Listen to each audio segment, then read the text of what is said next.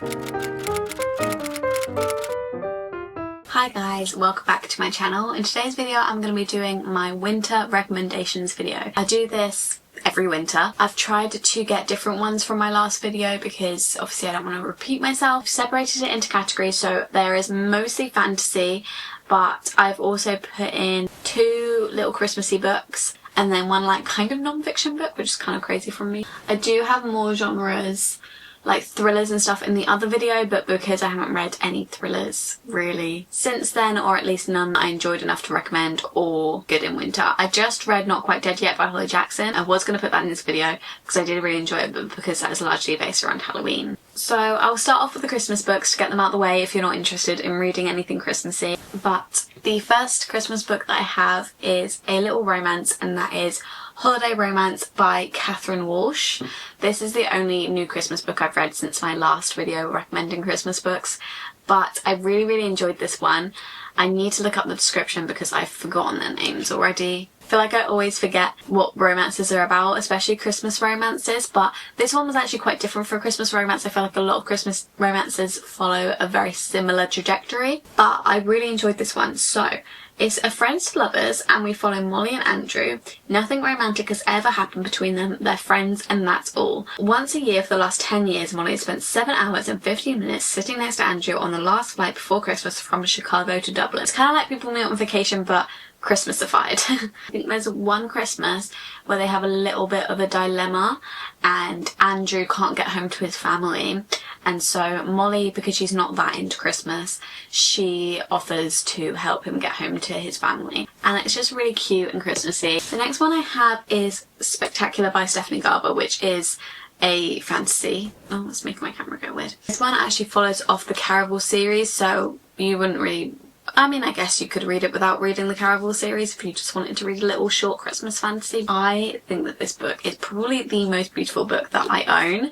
I wouldn't say like it was anything special, like the actual book, it wasn't that interesting, but the pictures throughout it and how Christmassy it makes you feel is kind of the point, I think. These little cute pictures, these are our little characters, and it's got all these illustrations like all throughout all the pages. On the little contents page, it's just so sweet and it makes you feel all the Christmassy vibes. So if you have read Caraval and you want to revisit these characters, I definitely recommend this, not really for the plot, but just if you want to feel Christmassy. Okay, we'll then go into my one book recommendation that's not fantasy, and that is Into the Wild. So Into the Wild is technically a non-fiction, but I think it's told in such a way that it's not a fictional story, but it sounds like it could be. Don't let non-fiction scare you off it, because I don't think I've ever really read a non-fiction book, but I love this one. I gave it 5 stars. I also think it's perfect for the winter time because it takes place in Alaska, but it is very heartbreaking. It is not like a fun little let's go to Alaska and celebrate winter time. No, it is not light-hearted. We follow a real story about this guy who was from quite a well-off family, but he didn't feel like he fit in with that kind of lifestyle, and he didn't want to leave that kind of lifestyle. So he goes on lots of little trips and adventures, and his final trip that he died on was a trip to Alaska where he wanted to live off the land, and he unfortunately passes away, and it follows his different adventures before he went to Alaska, his life at home, and then what happened on that Alaska adventure that led to his death. And it also follows the author and some of his adventures, and it also tells different stories of different people that have gone to Alaska. Really well done, and it was told in such a way that I cared about the character, even when at the start I was a bit like confused about why he would do that, but then by the end I kind of understood him a lot more, and I was even crying at the end. And I think that it was a really talented way to write the story. There's also a film if you want to watch that, and I would really recommend it, but I know that it's obviously a bit different from the other books that I normally recommend. I lied, this one's not fantasy. We've got one literary fiction as well, and that is Beartown by Frederick Backman. I recommend this every single winter. It might have been in my last winter video, but I just have to recommend it once more. So this book follows this town called Beartown, and it's a very small town. There's not much going on there. They have not much to be famous for. The only thing they have going for them is their hockey team. It's the only thing that brings them money. It's the only thing that people care about in the town. It's basically the only thing to do, and so they're very protective of their hockey team. The main guy from the hockey team, the main star, I can't remember what the name of the different positions are, but the main star of the hockey team does something very, very horrible. He gets kicked off the team. Beartown Hockey lose their game because he was kicked off the team, and it creates a very big divide in the town between people who care more about hockey than the act that that person did, and the people that care. And to be honest, not many people do care. And it follows the different lives of all the different people in this town, all their different opinions, all their different struggles, and I just think it's told really well. Frederick Backman's writing is amazing, the way he tells stories is amazing, and I think there's no way to kind of describe his books until you've read one, because I feel like the concept of the book doesn't sound interesting until you read one of his books and you understand how his writing can literally make anything interesting. Now we're going into fantasy. So the first one I have to recommend is a Sarah J Maas, and that is House of Earth and Blood, which is the first book in the Crescent City series. I'm pretty sure last year I hadn't read the Crescent City series yet, so I don't think I recommended it, but I have now finished all the 3 books that are out in the Crescent City series this year. It's my favourite book in the world. I think the second one is my favourite book in the world, but this is definitely my favourite fantasy series ever. Favourite Sarah J Maas, favourite book series ever. I absolutely adore this series. It does look very intimidating because it's quite thick. It's about 800 and something pages, and all of them are about this thick, all 3 of them. So I understand it being intimidating, but I think the winter time is the best time to kind of curl up. I read one of these books, I think the second one, I think I read it in a week. Maybe less than a week. I read that so quickly, considering I work 9 to 5. Obviously, like, people read books so much quicker than that. So that was insane for me, but that just goes to show how, although they're very chunky books, the time flies when you're reading them. And some people don't agree, some people don't like the series, but I personally love it. And we follow Bryce, who is my favourite of Sarah J Maas's main characters. She just has something about her, and at the start she's a bit of a party girl. I guess that's probably why people don't like her, because I guess she's more like Selena, but she's not really anything like Sarah J Maas's other main characters. And she's a bit of a party girl, but something tragic happens, and we then flash forward 2 years and something else tragic happens, and they're kind of related, and so the police contact Bryce and are kind of suspicious on her, so they get someone to spy on her who's called Hunt, and they also work together to try and solve what is happening. We've then got One Dark Window. I may have put this in my last video as well, sue me, but tell me this isn't winter in a book.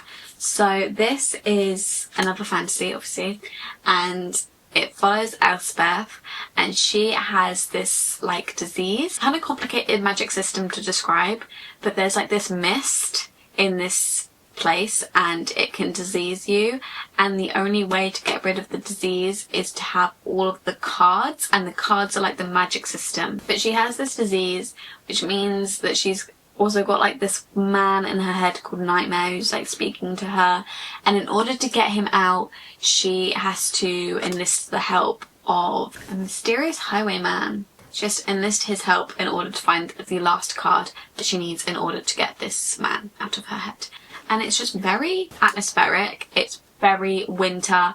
I really enjoyed it. It's not my favourite fantasy of all time, but just purely for the winter vibes I think that it's amazing, and it's a very interesting magic system as well.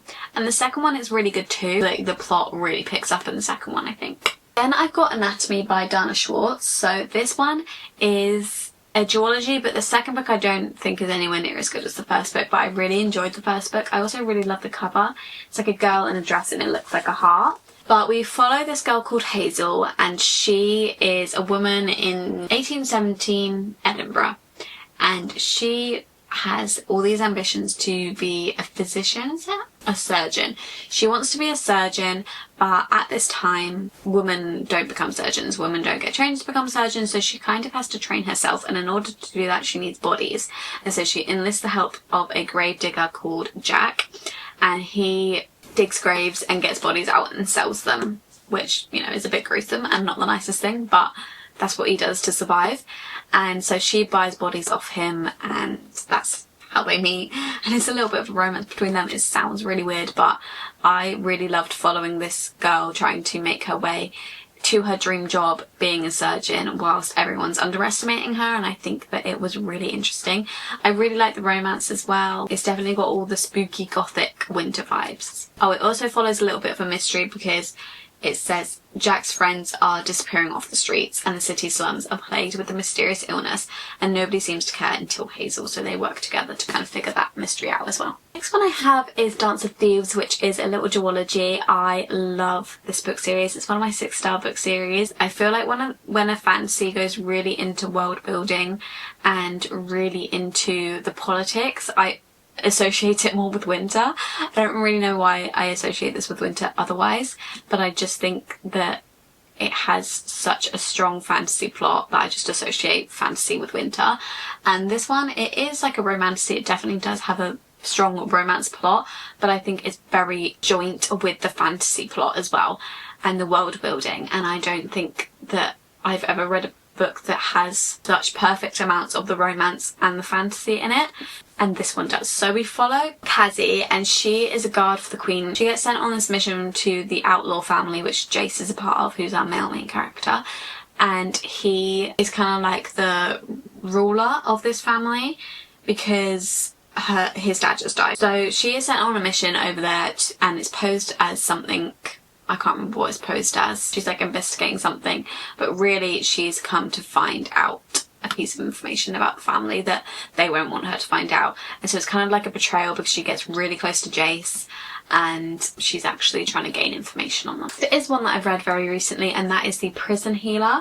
I think this could definitely be autumn or winter, but it's set in a very dreary prison. So we follow Kaiba, and she is a prison healer. When people get ill in the prison, they're sent to her, or when they get injured, they're sent to her and she heals them. This new prisoner arrives and she is the rebel queen. There's this rebel group that are trying to overthrow the current rulers, and the queen of that ends up in prison, and our main character gets kind of threatened that she has to keep this queen alive.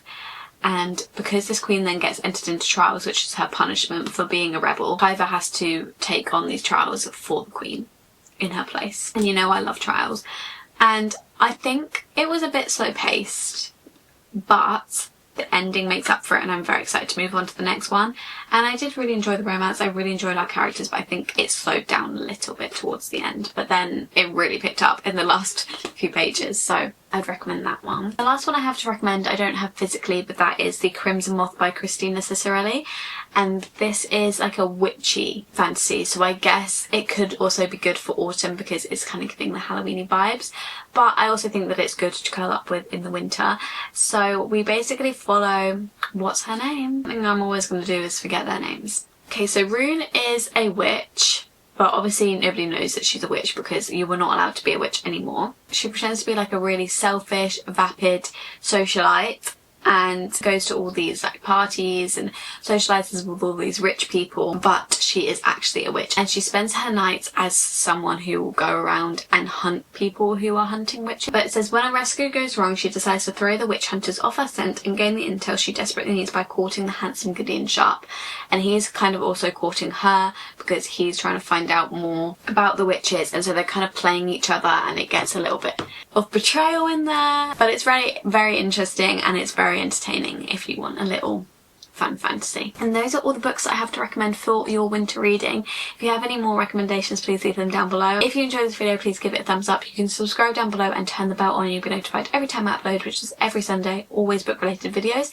And if you want to, you can follow my social medias @_libraryofeden on both Instagram and TikTok, and they're also both book related. And I'll see you in my next video very soon. Bye.